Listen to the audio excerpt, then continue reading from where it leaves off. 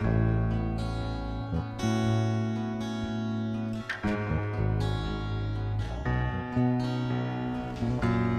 welcome again to Pastor Connection, where we connect pastors, missionaries, Bible teachers to people that are out in the world. We want to be able to connect with fellow ministers and share their story with things that are going on in their life, their testimonies, and things that they're doing in ministry with the rest of the world. So today I've got a Bible teacher with me, Brother Mica Colston. Hello. Glad to have you here. Thanks for having me. Mike is a good old friend of mine. We've known each other now, I don't know, 8-9 years, something like that.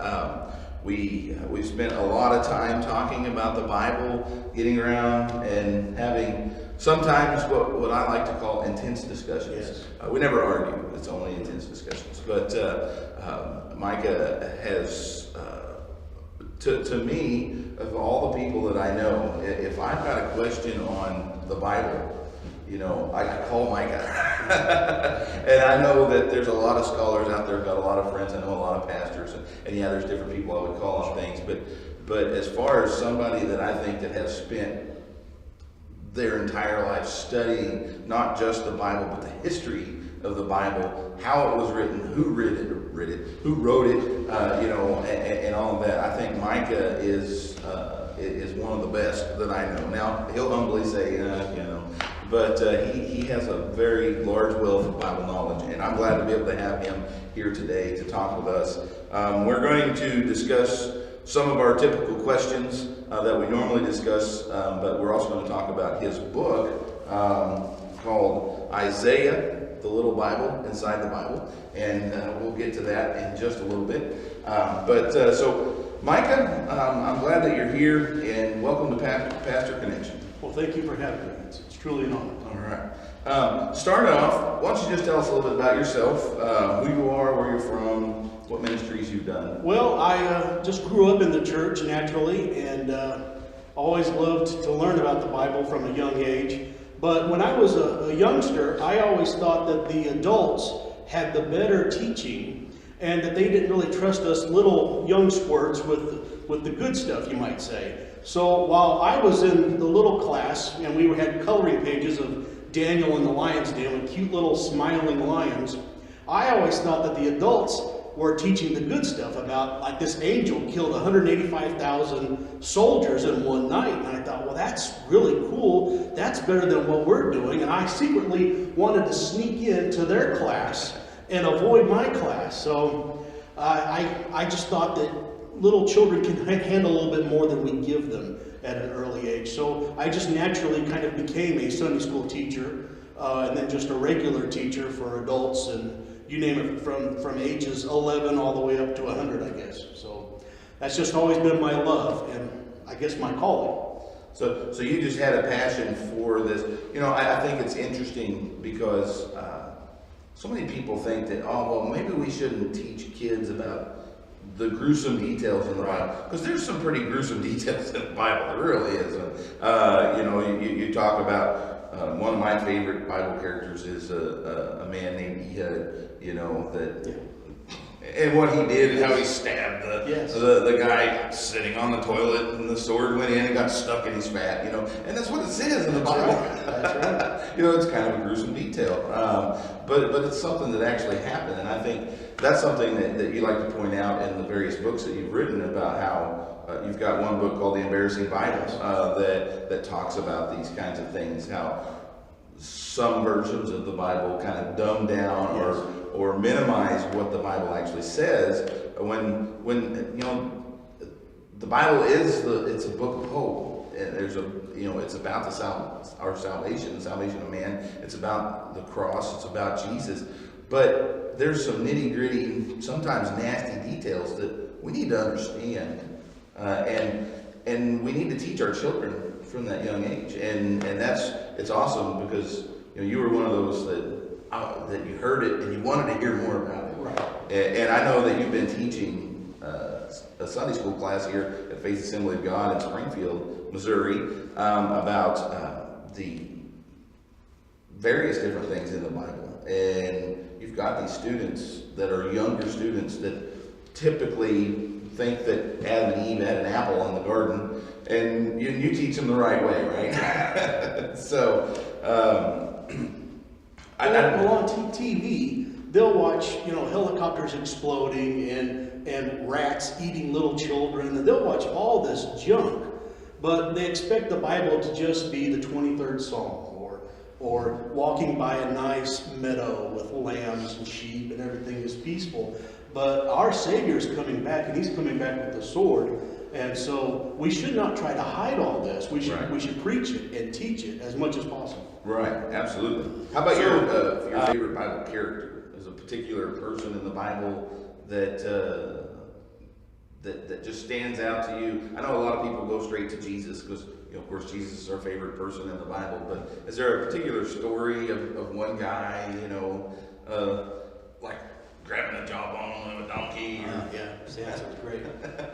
And when I was a young child, Samson was the hero, the superhero of the Bible. But the more you read, the more you'd have to say David. Just everything he accomplished, and having a heart that wanted to serve God in spite of him horribly messing up. So what better example for us than David? Because if he can make it through all of his mistakes, then surely we have a good chance as well. Yeah. So Mica, he isn't a pastor per se. He's more of a teacher, and you teach people from all different ages, from young to seasoned. That's what I like to call them.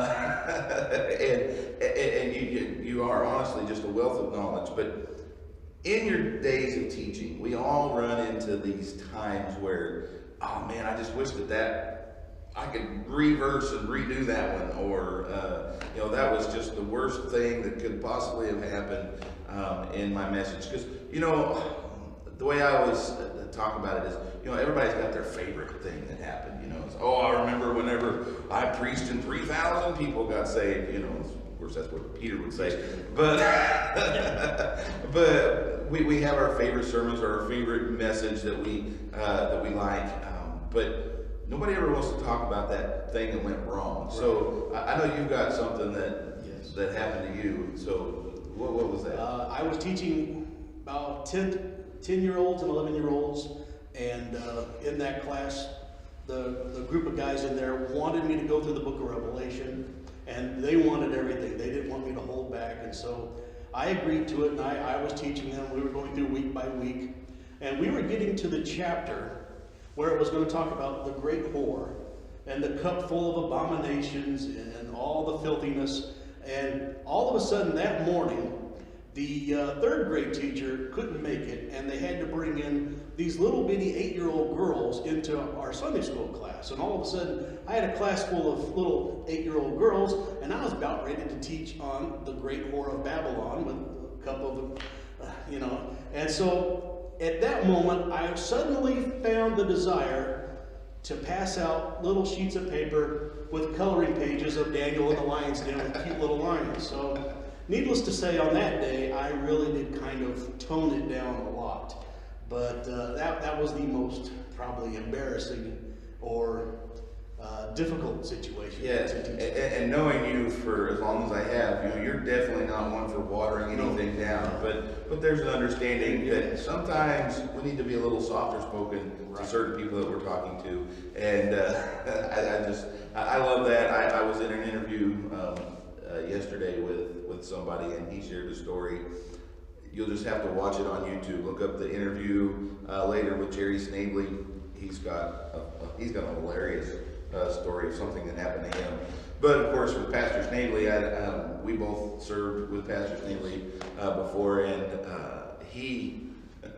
we always had what we called Snavelyisms, yes. And there's certain things that he would say, it was fun. So it's nice to be able to hear that there was this time that didn't quite go right, It's nice to know that we may be studying the Bible, we may be seeking after God with all of our heart, but things still go wrong, things still happen. We're still just regular people.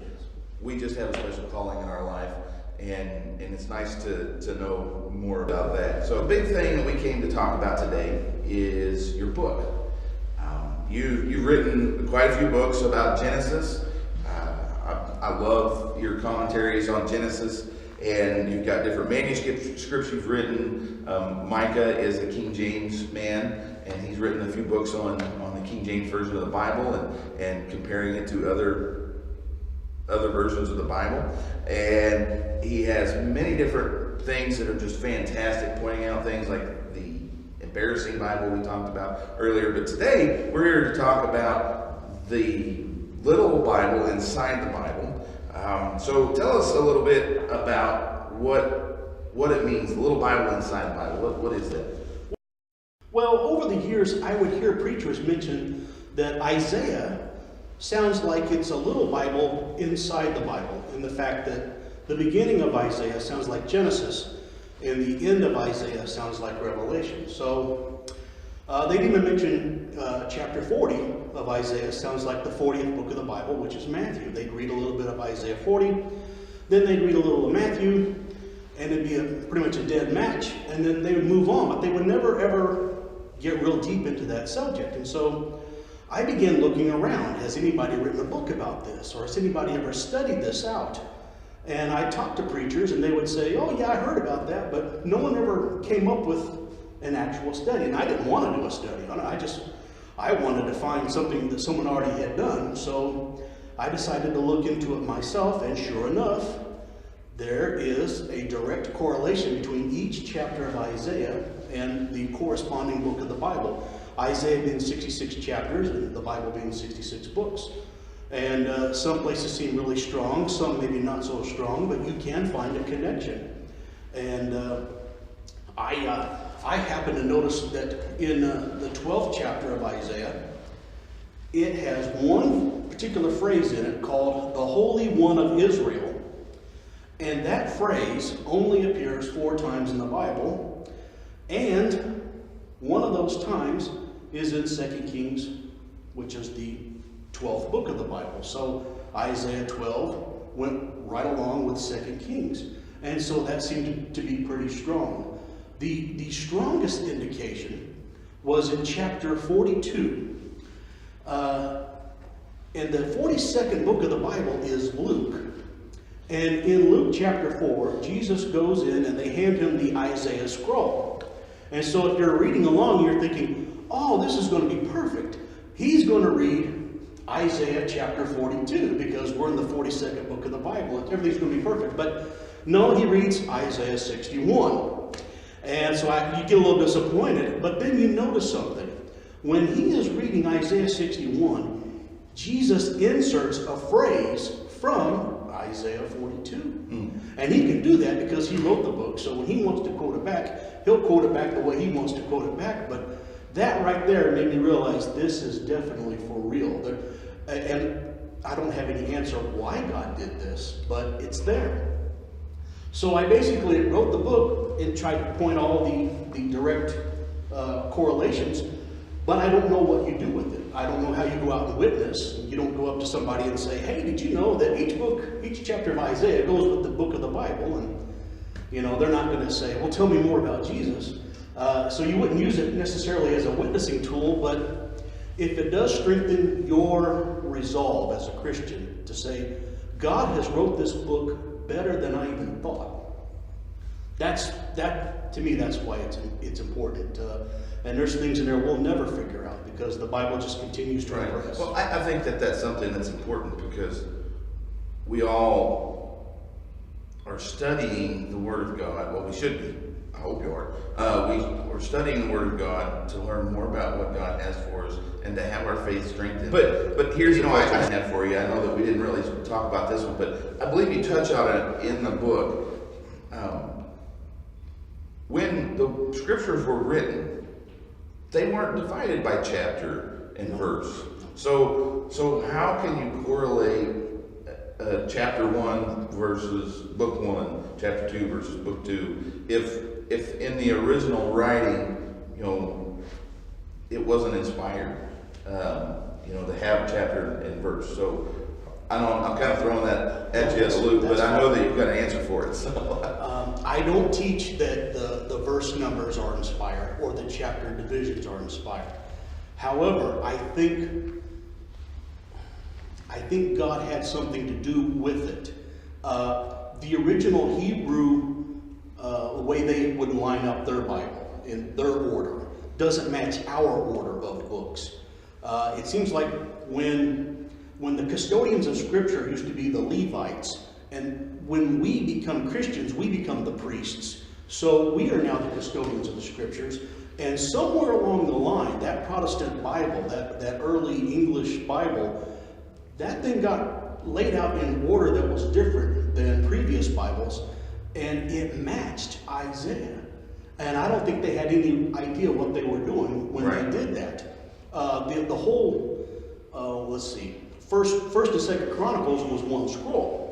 Now we've divided it. We're in First and Second Samuel. We divided it, and that fit perfectly.